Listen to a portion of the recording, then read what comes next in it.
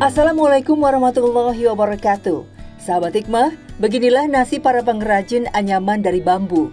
Kehidupan mereka semakin terpinggirkan, tergerus oleh barang-barang berbahan plastik buatan pabrik.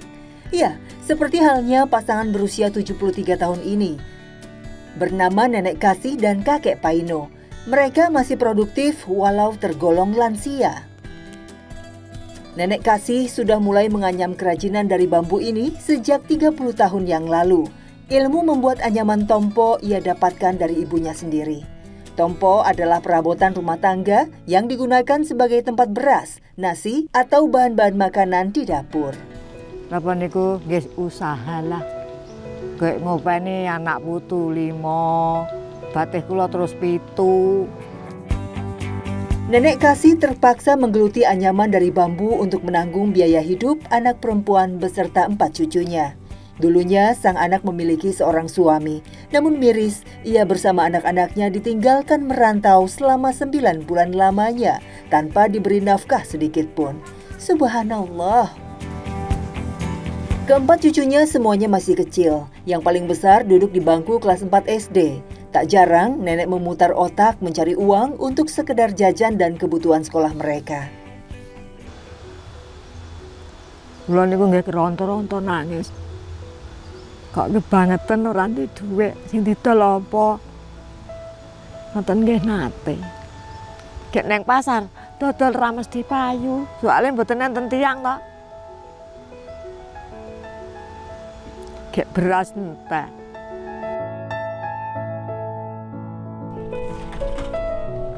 Di usia yang sudah renta, kebanyakan lansia sudah selayaknya menikmati hidup dan tidak bekerja berat lagi. Namun tidak bagi Nenek Kasih. Di bulan Ramadan ini, meski berpuasa, nenek bersama suaminya, Kakek Paino, tetap pergi ke ladang untuk mengurus tanaman kacang dan singkong. Yang ditanam pun tak begitu banyak, sekedar untuk mencukupi kebutuhan sehari-hari. Hingga menjelang sore, nenek kembali ke rumah.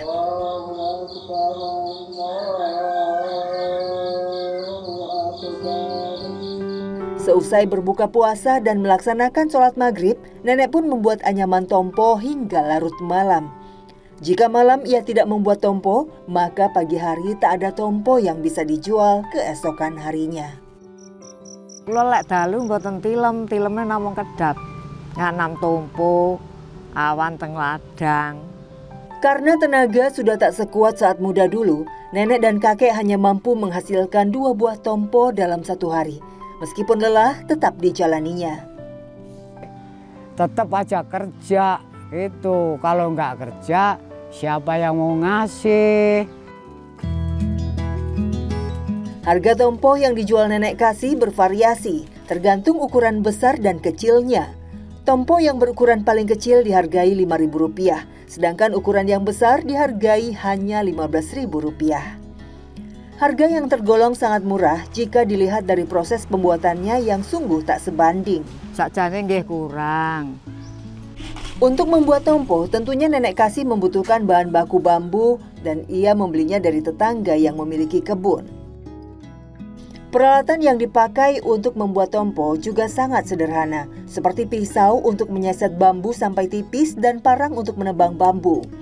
Untuk urusan mencari dan menebang bambu dilakukan oleh Kakek Paino yang sudah berumur 73 tahun. Jika kakek sudah menemukan bambu yang sesuai, ia lalu lanjut menebang bambunya. Waktu pemotongan pohon bambu itu memang susah banget. Terus narik sampai bawah jatuh.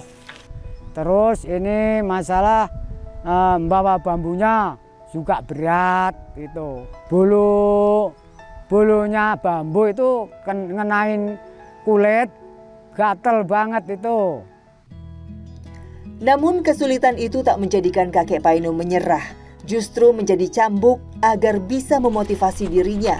Walaupun terasa berat, ia harus bisa membawa bambu ini untuk dianyam menjadi tompo. Kalau saya nggak kerja, buat ngempanin anak cucu itu apa? Kan nggak ada. Jadi saya tetap itu kerja keras, itu. Jadi anak cucu kita nggak kelaparan, itu. Sahabat hikmah, proses pembuatan anyaman tompo sebenarnya terbilang tidak sulit. Namun jika dilakukan oleh seorang kakek dan nenek yang sudah lansia, hal ini justru sangat melelahkan. Pertama, bambu yang masih panjang dipotong menjadi beberapa bagian kecil. Setelah terpotong kurang lebih 1 meter, bambu itu dibelah-belah lagi menjadi beberapa bagian. Lalu disayat menjadi bagian tipis-tipis, diserut menggunakan pisau sampai halus. Proses ini bisa memakan waktu hingga 3 jam. Jika semua bambu yang sudah tipis tadi sudah terkumpul banyak, mulailah nenek Kasih menganyamnya. Masya Allah, walaupun sudah berusia lanjut, jari jemari nenek Kasih masih terampil. Untayan bambu tadi satu persatu dianyamnya. Jemarinya seperti menari-nari di atas anyaman yang belum jadi itu. Setelah tompo selesai dibuat, nenek segera menjualnya ke pasar atau toko-toko yang dilaluinya. Sepanjang hari, ia harus berkeliling dari rumah ke rumah mencari pembeli. Liwati kali nggih nyangking kulupan, gendong rinjing, gendong kambil, gendong tewel, nyangking tumpung, nggih tumpu, nggih kulupan, nggih kula gendong liwat kali ngriku. Beto tempeken. Namun, tak semua tompo tadi bisa laku terjual, karena di era modern ini, banyak orang yang memilih produk kekinian yang terbuat dari plastik. Sampai siang hari nenek berjualan keliling, belum satu pun ada yang membeli. Sing payung nggih namung kulupane niku, lek tompone mboten mesti pajeng. Soale kan sakniki lek bekakas kan pirang-pirang plastik. Kan ya payuhe mek sitok loro nggih nempur mboten kenging to, Mas. Untuk itu, nenek Kasih dan kakek Paino mengisinya dengan dagangan yang lain, yaitu sayuran yang didapat dari ladangnya. Tak disangka justru sayuran inilah yang terkadang masih laku untuk dijual, walau harganya tak setinggi tompo. Sing payung nggih namung kulupane niku.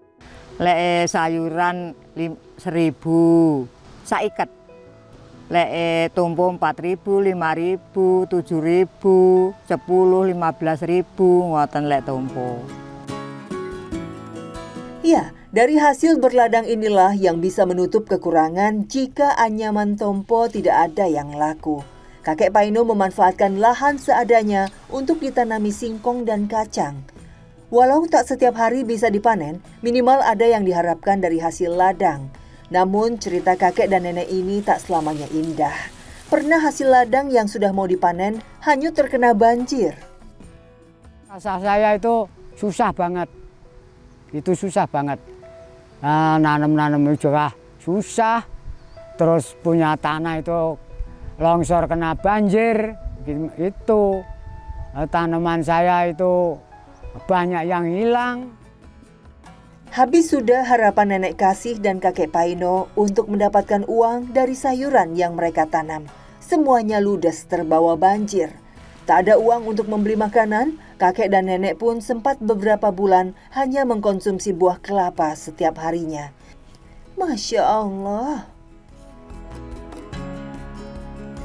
Apapun kesulitannya, kakek dan nenek percaya bahwa pertolongan Allah Subhanahu wa Ta'ala akan selalu ada. Saya itu pernah nggak makan, pernah makan cuman sehari itu makan kelapa satu itu per hari, kelapa satu per hari. Selama ya ada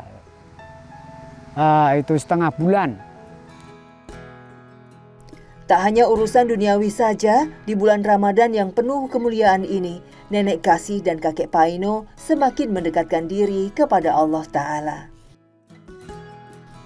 Belajar membaca Al-Quran memang lebih baik dimulai sejak usia dini. Namun tidak ada kata terlambat untuk belajar mengaji walaupun di usia yang sudah senja. Kini kakek Paino dan nenek Kasih sangat antusias untuk bisa membaca Al-Quran.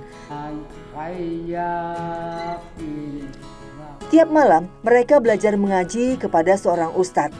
Kini mereka berdua sudah sampai pada Iqra jilid 5. Alhamdulillah. Saya memang ngaji itu kepingin mulai dulu, tapi ternyata ya belum, baru ini saya mulai ngaji terus. Kula demen kawit tali tapi mboten keturutan. Siyen kula tasik legan nggih demen ngaji niku. Demen. Tapi mboten keturut bodonge pas barabi terus mboten ngaji. Terus bamban nggih sakniki niki. Sahabat, keutamaan belajar Al-Quran memiliki berbagai keistimewaan. Wajib bagi seorang muslim untuk belajar Al-Quran agar bisa membacanya dengan baik dan benar, seperti dalam hadis berikut ini. Dari Aisyah, dari Nabi SAW, beliau bersabda, perumpamaan orang membaca Al-Quran sedangkan ia menghafalnya, maka ia akan bersama para malaikat mulia. Sedangkan perumpamaan seorang yang membaca Al-Quran dengan tekun dan ia mengalami kesulitan atasnya, maka dia akan mendapatkan 2 ganjaran pahala. Hadis riwayat Bukhari. Sahabat hikmah, meskipun berada dalam kehidupan yang tidak menentu dan serba kekurangan, namun tidak menghalangi kakek Paino untuk beramal dan sodakoh sebagai bekal di akhirat kelak. Kakek Paino ikhlas mewakafkan sebagian tanahnya untuk dijadikan musola. Hanya inilah ladang amal yang kakek bisa berikan. Masya Allah. Oh ya memang betul Mas, ini memang tanahnya diwakafkan sama Pak Paino. Walaupun orang nggak mampu tapi masih mau mewakafkan tanahnya. Sahabat, insya Allah dari pahala jariah kakek Paino dan nenek Kasih mewakafkan tanahnya sebagai musola, amal ibadah mereka akan terus mengalir dan takkan pernah terputus. Seperti yang tersirat dalam hadis berikut. Apabila seseorang telah meninggal dunia, maka terputuslah amal perbuatannya, kecuali dari 3 perkara, yaitu sedekah jariah, wakaf, ilmu pengetahuan, dan anak soleh yang mendoakannya. Hadis riwayat Muslim.